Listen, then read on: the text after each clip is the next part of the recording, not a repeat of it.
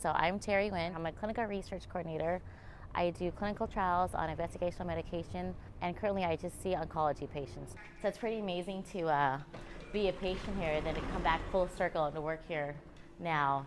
And I've been here now for 4 years full time, and I love it.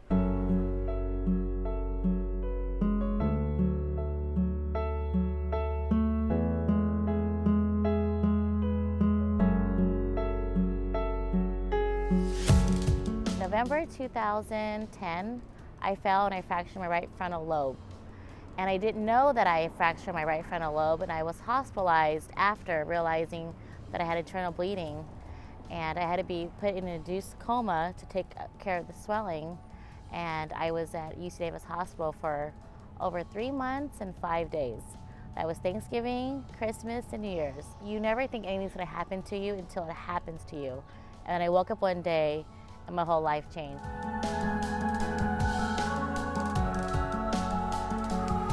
I had the hardest time because everyone looked at me like I was normal, and the definition of normal is hard to say because my normal was different from everybody else's normal.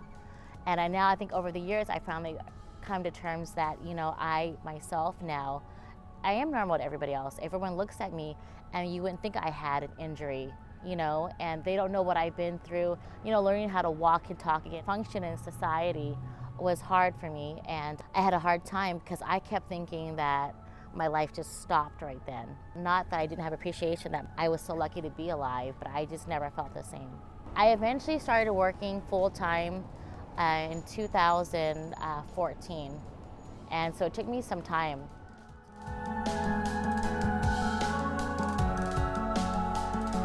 I have an amazing older sister, and when I was in my coma, our friend reached out to her and reached out to Eric and set that all up. So when I woke up from my coma, my sister had already set me up with working with Eric.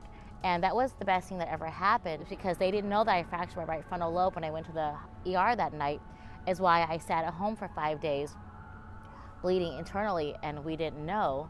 So it could have been a lot worse.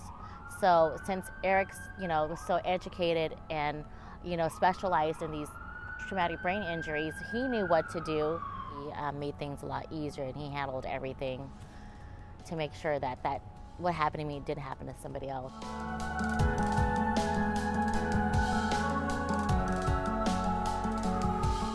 So I remember coming here after my injury, and the doctors and the nurses invited me to do a talk, and they wanted to speak to patients to talk about their experiences. And there was 3 other patients that were here, and it was for the nurses as well. So it was to give hope to the nurses to see that there's not just the sad outcomes, but there's the good outcomes too. So it was really nice. So I got to speak.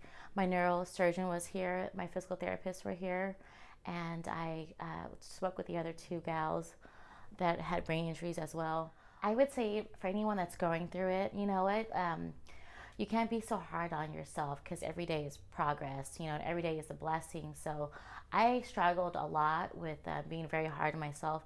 I think it's just who I am and how I was raised. So I never gave myself a break. I always kept wanting to be better and not realizing that you are better because you're walking and talking now.